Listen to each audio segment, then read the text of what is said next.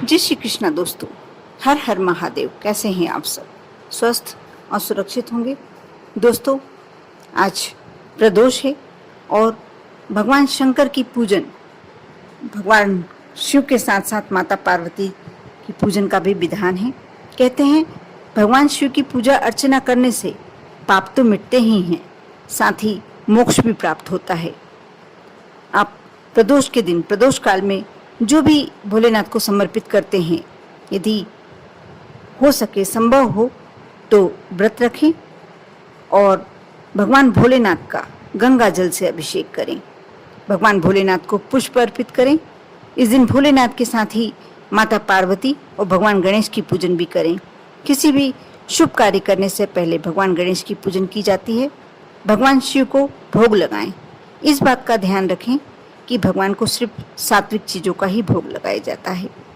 भगवान शिव की आरती करें और इस दिन भगवान का अधिक से अधिक ध्यान रखें। दोस्तों, ऐसा कहा जाता है कि शुक्र प्रदोष की यदि सिर्फ कथा ही सुन ली जाए, यदि आप व्रत किसी कारण से नहीं कर पा रहे हैं, भगवान भोलेनाथ को मंदिर में जल अभिषेक करके, गंगा जल अभिषेक करके और जो भी चीज़ समर्पित करना चाहते हैं करें।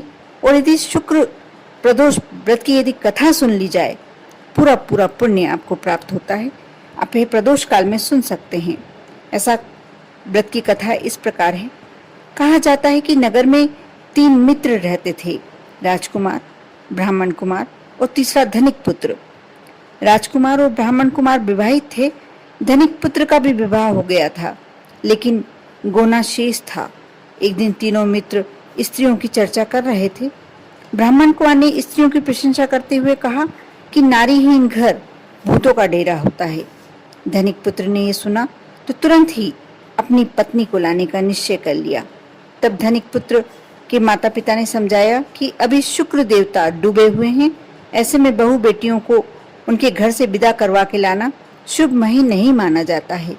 लेकिन धनिक पुत्र ने एक ना सुनी और ससुराल पहुंच गया। ससुराल में भी उसे मनाने की बहुत कोशिश की गई, लेकिन वो जिद पर ही अड़ा रहा। कन्या के माता पिता को कन्या की विदाई करनी ही पड़ी। विदाई के बाद पति पत्नी शहर से निकले ही थे कि बैलगाड़ी का पहिया निकल गया और बैल की टांग टूट गई। दोनों को चोट लगी, लेकिन फिर भी वह चलते रहे। कुछ दूर आने पर उनका पाला डाकुओं से पड़ा, जो उनका धन लूट कर ले गए। दोनों घर पहुंचे। वहां धनिक पुत्र को सांप ने डस लिया।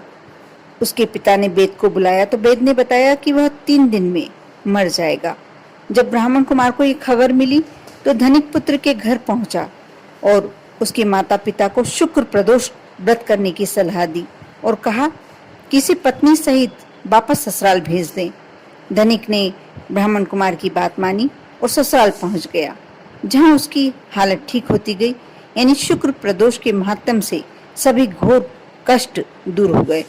दोस्तों, शुक्र प्रदोष का एक अपना ही महत्व है। कहते हैं शुक्रवार के दिन जो प्रदोष पड़ती है उसे शुक्र प्रदोष कहा जाता है और शुक्र प्रदोष सुख को प्रदान करने वाली होती है।